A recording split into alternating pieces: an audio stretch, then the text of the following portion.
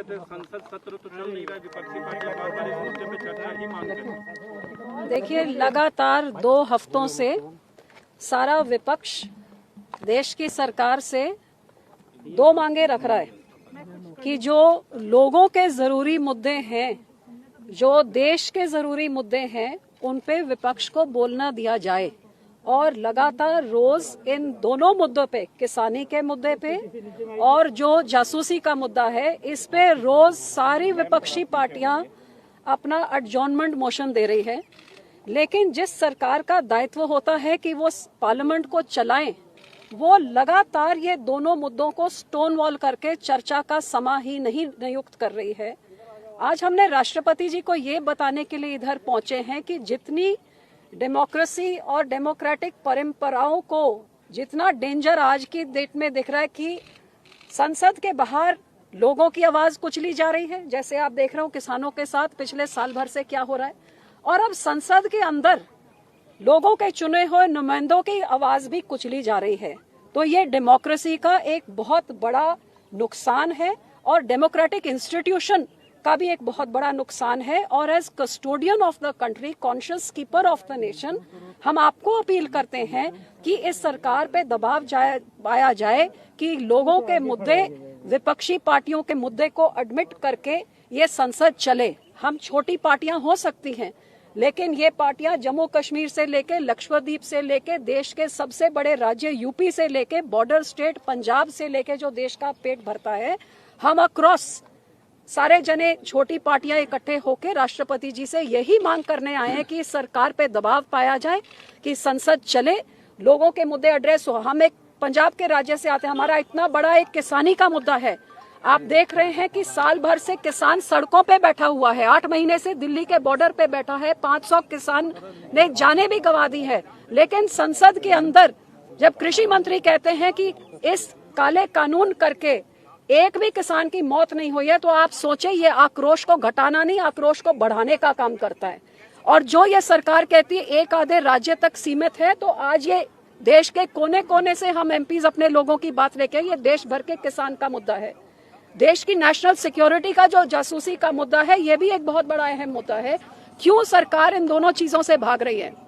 जो किसान अपनी जाने गंवा रहे हैं, किसान की क्यों नहीं सुन रही है? तो इसलिए हमने राष्ट्रपति जी को अपील किया कि आप सरकार पे दबाव पाइए कि एक जॉइंट सेलेक्ट कमेटी आप बना दीजिए राज्यसभा लोकसभा के एमपीज पे। जो सरकार फेल हो चुकी है किसान के मुद्दे को सुलझाने में, तो एमपीज को बीच में डालिए। जो 500 किसान मर चुके हैं, तो 2024 तक कितने और हजार हम मारना चाहते हैं? सरकार कितने हजार किसान मारना चाहती है? तो आप नहीं संभाल पा रहे मुद्दे को, एक सेलेक्ट कमेटी बनाइए और हमको बीच में डालिए ताकि हम इस मुद्दे को संभाले, ये काले कानून वापस किए जाए। दूसरी बात हमने ये मांग करी है कि कम से कम जो किसान जिनके परिवार मर गए हैं, वो आपको मिलके अपना दुखड़ा सुनाना चाहते हैं, क्योंकि सरकार कहती कोई मरा ही नहीं है इस आंदोलन करके। आप जरा उनसे मिलिए।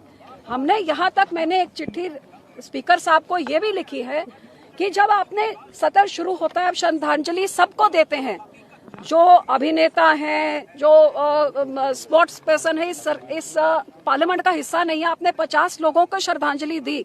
तो जो 500 किसान शहीद हो गए हमारे अन्नदाता, उनका जिक्र करके जो 2 मिनट उनको भी श्रद्धांजलि दे देते, तो कम से कम उनके परिवारों को कुछ सुकून मिलता।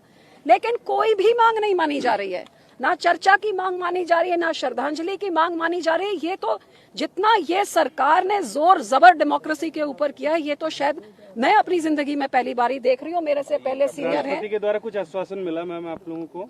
जी, राष्ट्रपति जी ने हमें बहुत समय आराम से सारा कुछ सुना और उन्होंने कहा कि वो जरूर हमारे मुद्दों में देखेंगे। मैं उम्मीद करती हूँ कि ये सरकार को जरूर वो कहेंगे कि पार्लियामेंट चलाया जाए। जो लोगों के पैसे रोज बर्बाद हो रहे हैं, और ये पार्लियामेंट जो संविधान बाबा साहब अम्बेडकर ने बनाया था, ये डिस्कशन और डिबेट और विरोध को अपनी बात रखने के लिए बनाया था। बाबा साहब अम्बेडकर के संविधान का अपमान ना करें, विपक्ष को अपनी बात रखने दें। जो 2 गर्म मुद्दे हैं जो विपक्ष मांग रहा है, हम मांग रहे किसानों की बात होए, दूसरी बड़ी पार्टियां दूसरा मुद्दा, ये दोनों मुद्दे पर चर्चा से भागे नहीं, सरकार अपनी जिम्मेवारी पूरी करे। कांग्रेस के सांसद नजर नहीं आए मैम, कांग्रेस के सांसद आपके साथ नजर नहीं आए आज। क्योंकि लगातार वो लोग भी मुद्दा उठा रहे हैं लेकिन आज आपके साथ नजर नहीं आ रहा। आज कोविड की वजह से देखिए रेस्ट्रिक्शंस हैं, वहाँ से ज्यादा लोग मिल नहीं सकते। और मैं इस अवसर का ये मैं आपसे ये कहूँ कि जम्मू कश्मीर से अभी आए हैं राष्ट्रपति जी वहाँ का दौरा करके 5 दिन तक, तो इस अवसर का मैंने फायदा उठाते हैं, उनसे कहा कि जम्मू कश्मीर का स्टेटहुड फौरन ही आप रिस्टोर कीजिए और वहाँ की जो एस्पिरेशंस हैं, वहाँ की जो तमन्नाएं हैं, जो उनको एड्रेस कीजिए। वो बात भी हुई। हमने कहा कि हर गुजरते दिन के साथ एक फ्लैश पॉइंट बनता जा रहा है, उसकी तरफ तवज्जो दें, आप इंटरवीन करें ताकि स्टेटहुड जल्द से जल्द रेस्टोर हो जाए और उसके बाद बाकी एस्पिरेशंस भी एड्रेस। मैम जेपीसी ਜਿਹੜੀ ਤੁਸੀਂ ਡਿਮਾਂਡ ਕੀਤੀ ਹੈ ਉਸ ਨੂੰ ਲੈ ਕੇ ਕੋਈ ਹੁੰਗਾਰਾ ਦਿੱਤਾ ਗਿਆ ਰਾਸ਼ਟਰਪति ਵੱਲੋਂ? जैसे हमने कल 8 पार्टियों ने हमने स्पीकर साहब को मिलकर कहा कि स्पीकर साहब आप एक जॉइंट पार्लियामेंट्री कमेटी बना दीजिए जो किसानों से बात करके, जो ये कृषि मंत्री कह रहे हैं कि एक भी किसान की मौत नहीं हुई है कृषि आंदोलन में, तो मेरे अपने कॉन्स्टिट्यूंसी से 50-60 किसान तो शहीद हो गए हैं और ये कह रहे हैं कि कोई शहादत कोई मुद्दा ही नहीं है, तो आप जेपीसी बनाइए, सरकार की आंखें हम लोग खोले। इसी तरह हमने राष्ट्रपति जी को कहा कि आप एक जॉइंट सेलेक्ट कमेटी दोनों राज्यसभा लोकसभा के बना दिए, इस मुद्दे को सुलझाया जाए। कितने फ्लैश पॉइंट्स, पंजाब में किसानों का फ्लैश पॉइंट, जम्मू कश्मीर में दूसरा, नॉर्थ ईस्ट में दूसरा, हम कितने फ्लैश पॉइंट्स करेंगे? ये फ्लैश पॉइंट्स को खत्म किया जाए और इसकी शुरुआत होती है कि चर्चा के से आप ना भागिए।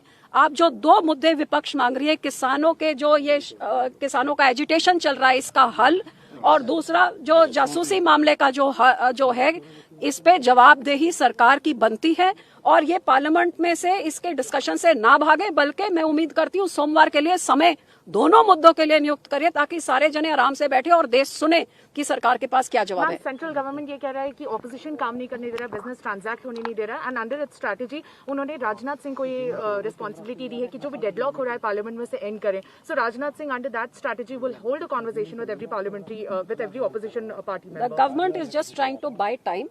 Adjournment motions are being given on these 2 important issues since day one, which before the session started, the meeting called by the Honorable Prime Minister, by the Parliamentary Affairs Minister, and then after that by the Speaker.